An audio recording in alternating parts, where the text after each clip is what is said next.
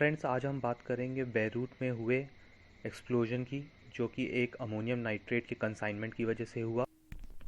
दोस्तों, Beirut capital city है Lebanon की, और ये एक पोर्ट सिटी भी है। ये मेडिटेरेनियन सी के पास में पड़ती है। इसका टोटल एरिया जो है वो अराउंड 19.8 किलोमीटर स्क्वायर है, और इसकी पॉपुलेशन अराउंड 2.2 मिलियन है।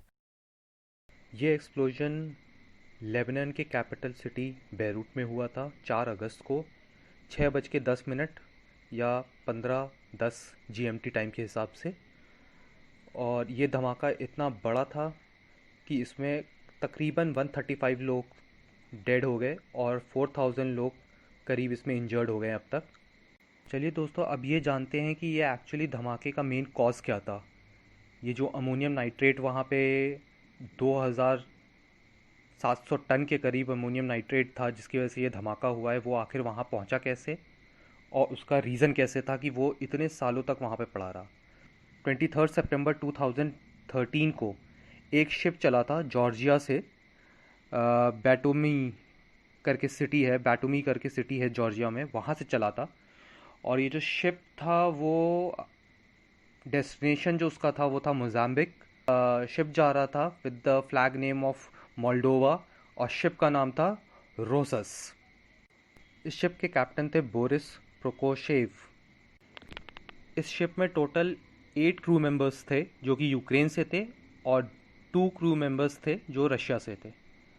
और इस शिप का जो कंसाइनमेंट था वो था 2750 टन्स ऑफ अमोनियम नाइट्रेट, जो कि ज़्यादातर इसका जो यूजेस होता है वो फर्टिलाइजर्स में होता है, और इसका यूजेस जो सेकंड यूजेस मेन है वो है एज एन एक्सप्लोजिव।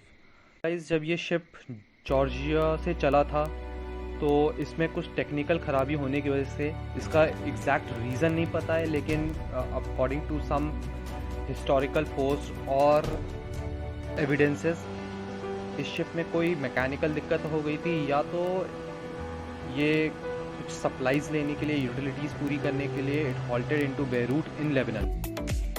जब ये बेरूट में रुका शिप, देन उसका जो पोर्ट के सिक्योरिटीज़ थे, they check this ship, they check for the document, इसमें जो कार्गो है उसके डॉक्यूमेंट्स के बारे में, एंड दे रियलाइज़ कि इसमें जो शिप पे जो कंसाइनमेंट जा रहा है उसके डॉक्यूमेंटेशन पूरे नहीं है।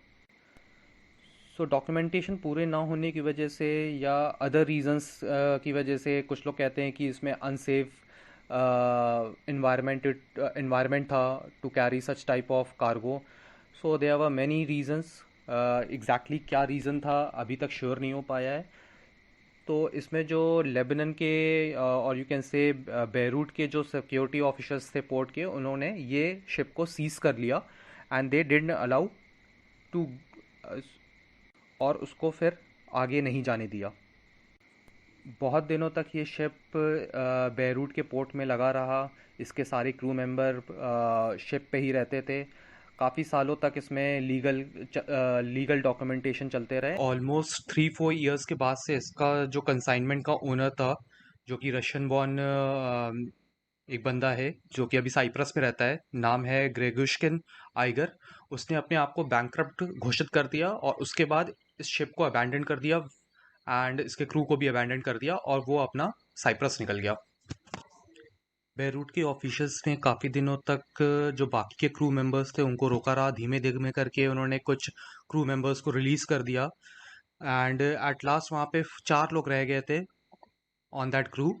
उनमें से कैप्टन एक था और बाकी 3 लोग थे, और उनको भी फाइनली रिलीज़ कर दिया गया क्योंकि इसको कंसाइनमेंट कोई भी क्लेम नहीं कर रहा था।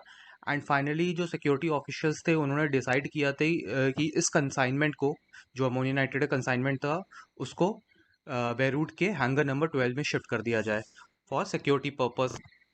अब ये कंसाइनमेंट फाइनली हैंगर नंबर 12 में पड़ा रहा काफ़ी सालों तक, एंड फाइनली 2020 4 अगस्त को इस कंसाइनमेंट में आग लग गई।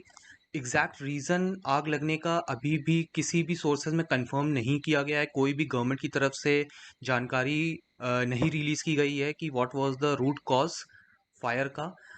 लेकिन कुछ जानकारों का मानना है कि वहाँ पे वेल्डिंग चल रही थी जिसकी वजह से इस कंसाइनमेंट में आग लग गई, एंड थोड़ी ही देर बाद देखते देखते वो आग एक बड़े धमाके में बदल गई। ये धमाका इतना तेज था कि अराउंड 2 किलोमीटर्स पेरीफेरी का जो एरिया था बेरूट पोर्ट वो पूरा का पूरा क्षतिग्रस्त हो गया। और इसकी आफ्टर मैथ्स की अगर आप पिक्चर देखेंगे तो एक बहुत बड़ा क्रेटर वहाँ पे बन गया, जैसे कि कोई मीटियोर हिट होता है या तो कोई न्यूक्लियर वेपन जो एटॉमिक बम होता है उसका जब एक्सप्लोजन होता है तो उसकी वजह से हो जाता है। और इसमें जो शॉक वेव्स थी और जो मशरूम क्लाउड बना था was equivalent to atomic bomb जो हिरोशिमा नागासाकी के जो वीडियोस हैं उसके अकॉर्डिंग। अब दोस्तों देखना है कि लेबनान इस हादसे के बाद से इससे कैसे उभरेगा। इसमें क्या गवर्नमेंट का योगदान रहेगा, क्या मेजर्स लिए जाएंगे, यूएन इसमें कैसे इंटरवीन करेगा, बाकी जो नेबरिंग कंट्रीज़ है एंड जो वर्ल्ड लीडर्स कंट्रीज़ हैं like USA, European countries, Russia इसमें कैसे इंटरवीन करता है एंड कैसे लेबनान को हेल्प करता है इस पूरे सिचुएशन से रिकवर करने के लिए एज अ कंट्री। हम दोस्तों इस पूरे इंसिडेंट को कवर करते रहेंगे और इसमें कोई भी अगर नई इन्फॉर्मेशन आती है मैं आपको बताता रहूँगा, क्या इसमें आफ्टर मैथ्स रहे हैं, कैसे रिकवरी हो रही है, क्या मेजर्स लिए जा रहे हैं, मैं सब कुछ आपको इन्फॉर्म करता रहूँगा। सो कोई भी इंफॉर्मेशन आपसे मिस ना हो पाए उसके लिए आई वुड रिक्वेस्ट कि आप मेरे चैनल को सब्सक्राइब करें एंड ऑल्सो इस वीडियो को लाइक करें अगर आपको लगता है कि कुछ आपको इसमें इंफॉर्मेशन मिली है जो आपके काम आएगी। Then please like the video और अगर हो सके तो सब्सक्राइब कीजिए एंड ऑल्सो आप नोटिफिकेशन बेल आइकन क्लिक कर सकते हैं कि कोई भी अगर नई वीडियो आए तो आपको तुरंत उसकी इन्फो मिल पाए। And thank you guys for watching the video.